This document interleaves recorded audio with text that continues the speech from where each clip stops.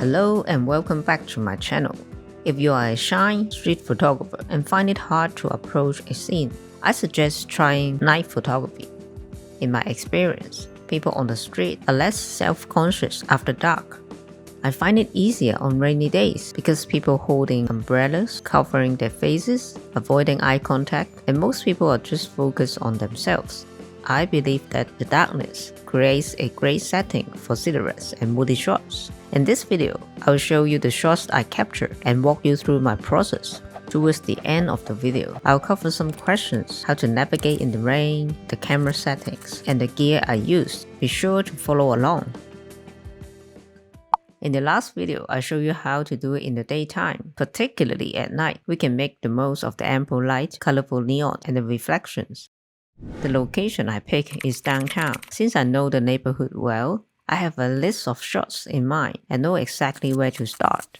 My plan is to capture the key visual. I'll spend the most time on it. Then move on to the second priority shots. I'm also open to capturing unexpected moments. Now I'm going to walk you through my journey.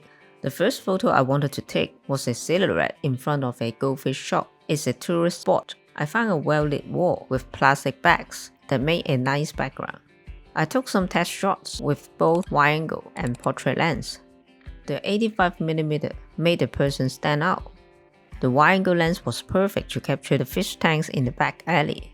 So as you can see, I focused on this wall as a main focal point. I went for a low angle because of the water reflection.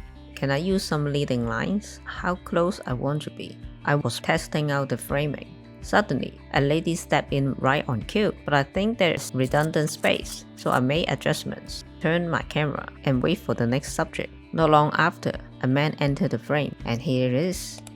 I'm pleased with the outcome. He's taller, holding a bigger umbrella, occupying a larger area of the frame. One down, more to go.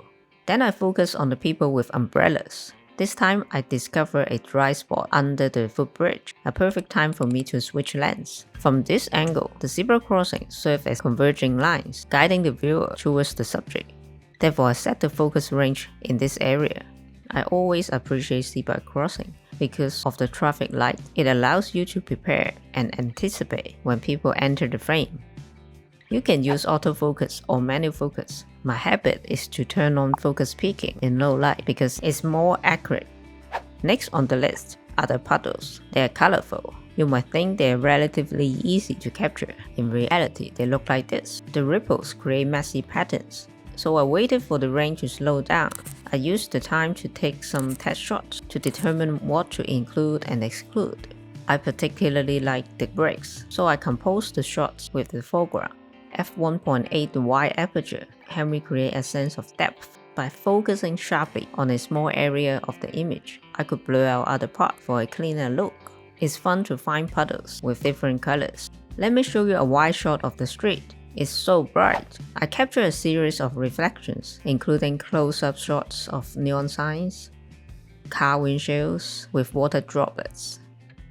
Instead of taking pictures at the eye level, try to looking up and crouching down to find your subjects on the street. For example, by using a low camera angle and a long focal length, I was able to capture the bokeh in the foreground when someone walked between the two cars, creating an interesting composition. The footbridge connects two buildings with nice tinted glass. I wouldn't have noticed the squares on the ceiling if I wasn't so sheltered from the rain. Only from this viewpoint you can see the geometric shapes. Now, let's address some of your questions. What camera do you use? I use a full-frame camera. What about lens? I usually carry only 2 lenses to keep my bag light. What's your camera setting? For inanimate objects, I use a slow shutter speed and keep the ISO low. For moving subjects, by using a higher ISO, I can use a faster shutter speed to freeze their motion. How do you keep your gear dry?